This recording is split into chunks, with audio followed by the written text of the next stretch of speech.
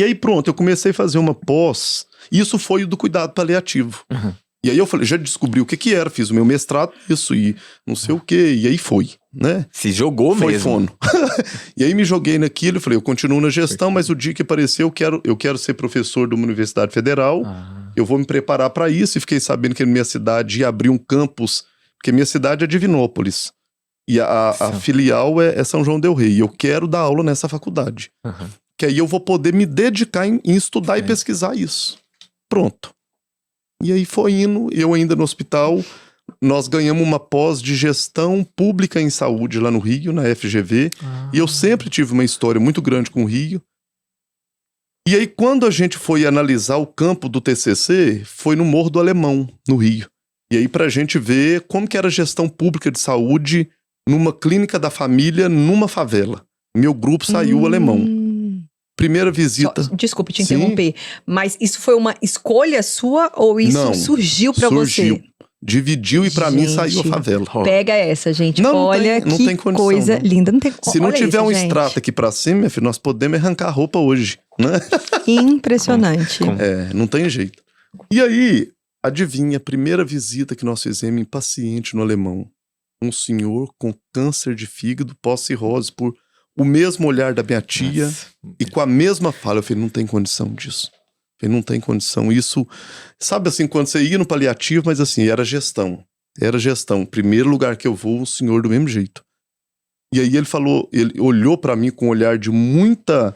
Aquele olhar de misericórdia, sabe? Ele falou assim, me ajuda a morrer. Quando ele me pediu se me ajuda a morrer, eu falei, é sofrimento demais desse senhor. Não tem condição. Nesse mesmo dia falou com a gente assim, por que nós não visitamos a Casa Rosa? Esse dia foi tapa na minha cara, assim, tipo assim, você tem que mexer com isso mesmo. Por que a gente não visita a Casa Rosa? Escuta, você já viu falar da Casa Rosa no Rio? Não. A Casa Rosa no Rio, na Lapa, ela foi ocupada num determinado momento. Eu não posso falar ocupação, mas a Luana Muniz, quem quiser procurar no YouTube, é uma mulher trans fantástica que viveu na Lapa. Ela era profissional do sexo e ela liderava o profissional do sexo na Lapa. E quando eles iam chegando no fim de vida, eles não tinham família, não tinham onde passar os últimos tempos pelo tamanho de sofrimento e abandono que essas pessoas sofrem. Não sofriam, sofrem, né? Ela ocupou esse espaço e quando eu visitei lá, ela cuidava de 19 pessoas em condição de vulnerabilidade, profissionais do sexo em vulnerabilidade, em fim de vida, nessa casa. E ela recolhia desse pessoal que ficava um certo valor financeiro de quem prostituía naquela região para sustentar essas pessoas em fim de vida e dar conta de dar a eles comida, pagar medicamento. Eu impressionei com aquilo. Eu falei, gente, se essa mulher faz isso numa condição assim, não tem condição, o povo tá sofrendo até hoje do jeito que tá. Sem informação técnica. E ela, sem nada. E ela articulava a clínica da família, a APS. E nesse dia eu conheci nessa visita a Marielle Franco, que tava fazendo, porque a Casa das Pretas era na mesma região. Eu falei assim, gente, e eu falando, e ela não era quem se tornou, né? E aí eu falei assim, meu sonho era fazer isso. Porque se aqui é isso, lá na favela o que a gente viu com aquele senhor, deve ter um tanto de gente sofrendo. Meu sonho era pesquisar isso na favela. Como que essas pessoas chegam no fim de vida na favela? Aí a Marielle falou assim, Maré, ué. Eu sou líder comunitária na Maré, você vai pra lá. Eu falei, gente, não acredito. E ela não era a Marielle que se tornou, né? E aí eu caí de cara nisso. Eu falei assim, ó, deixa eu te contar, eu vou continuar após, mas eu decidi, eu quero fazer meu doutorado falando sobre isso. Como que é morrer em condição de favela. Porque o meu pressuposto era diferente do que o pessoal pensava. Não morre mal. Eu pensava, não morre. A união da favela deve proporcionar um conforto melhor do que o asfalto. Quem morre no asfalto morre pior do que quem mora na favela. Eu acho que é só legal pra explicar, porque eu não conhecia. Quando você fala asfalto, você tá querendo se referir a... É o que não é morro, o que não é favela. Legal. É. Que é pra nossa audiência entender. Sim, é também. bom vocês verem. E aí, eu comecei a ir pra Maré. E primeiro conhecer o território, saber o que era aquilo, como que se organiza dentro de uma comunidade. Cada uma se organiza de um jeito, né? As escolas, como que funcionam, quem é a liderança, como que é atravessado esse potencial de cuidado no meio de um outro setor, que são as facções. Como que é viver nisso, né? Aí eu fiquei 8 meses reconhecendo o território todo mês. E aí começou uma briga de tráfico e milícia. Você tá falando há quanto tempo isso? Isso foi 2010. 2008, 2010. Foi tudo nesse intervalo. E aí a Mari falou assim, Alexandre, não tem jeito de você ficar aqui. Porque aí ela ela estava como líder comunitária já, e brigando pela coisa, né? Começando a entrar na vida pública. E aí ela falou assim, melhor ir para outra comunidade. Aí eu brincava com ela que ela me deu um presente de grego. Ela me apresentou o Batomuxo, que é outro morro, que era muito pior. Era tiro, porrada e bomba mesmo. Eu falei, mar do céu. Aí eu conheci um casal de capoeirista que morava no Vidigal. Eu falei, gente, lá é tranquilo? Não, nós temos tiro também.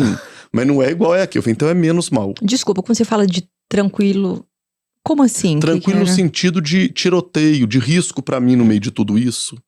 Porque eu peguei muito tiro, entende? No Batomuxo eu peguei tiro assim, de ficar, tipo assim, de uma noite pra outra dormindo na casa de quem eu fui visitar, porque não tinha jeito de sair.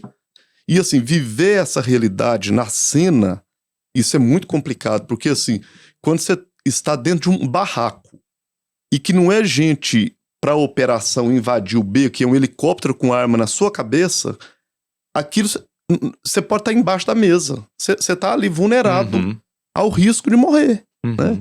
E aquilo me amedrontava muito, e aí mais desejo eu tinha de pesquisar como uma pessoa morria. Entende? Assim, mas não pode, esse povo não pode.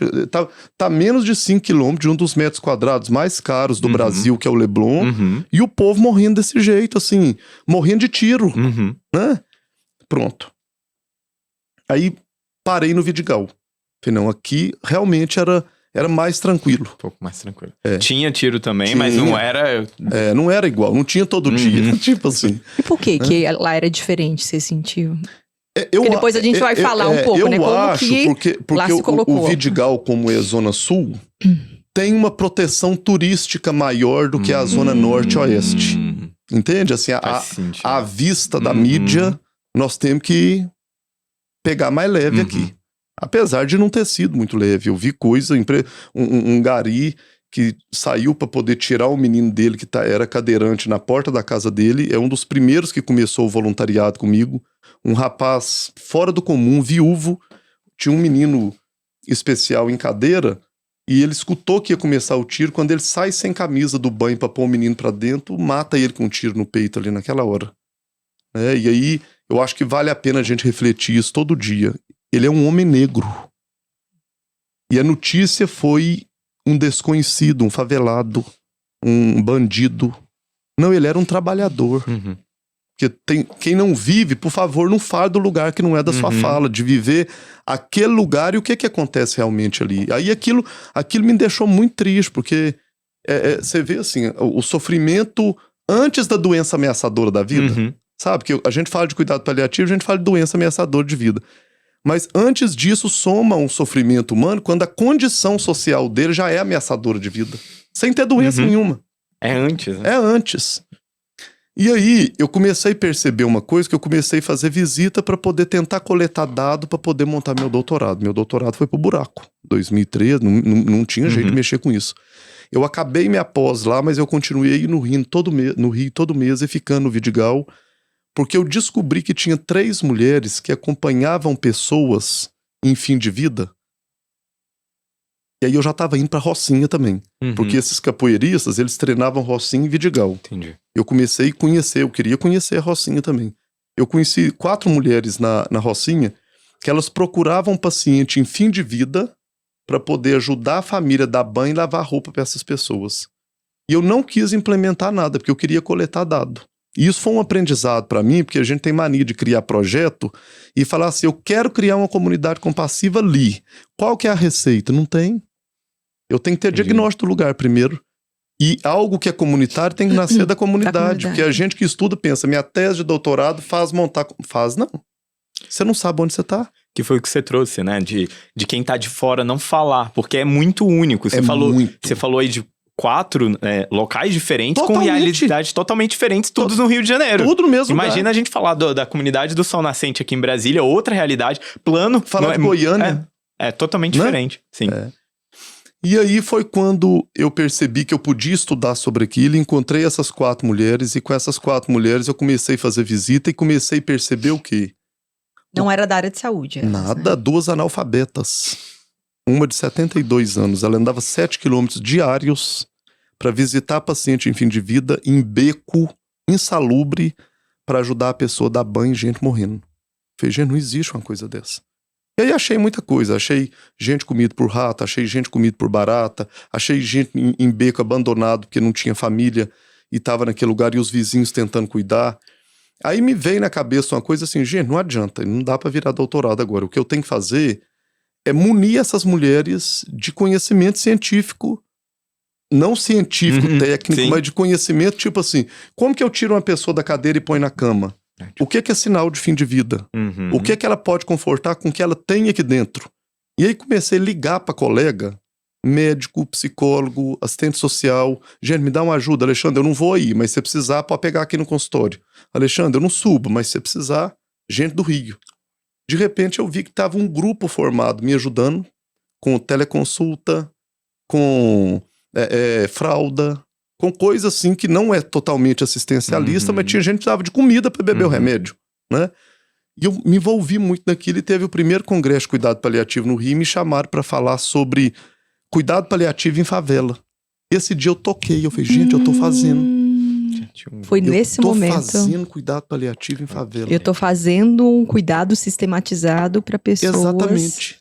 Em E eu tava vulnerabilidade, ajudando elas inclusive fazendo social. o seguinte, eu fazia um planozinho de cuidado e elas tinham meu telefone, as moradoras, para durante o mês, aquilo que elas precisavam, elas me ligavam e eu ajudava elas naquilo. E é claro que eu não dava conta sozinho. Uhum. Teve gente que me ajudou muito no começo, o Felipe Guzman lá do Rio, que é médico paliativista antigo, me ajudou muito, sim. eu mandando mensagem. Ele foi o médico que me apoiou no começo, assim, à distância, em tudo, sabe? Olha. Que não tinha gente, né?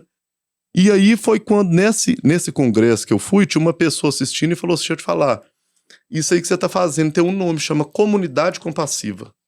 Eu, né, pessoa baixinho, 1,63 m, é muito sangue e pouco corpo.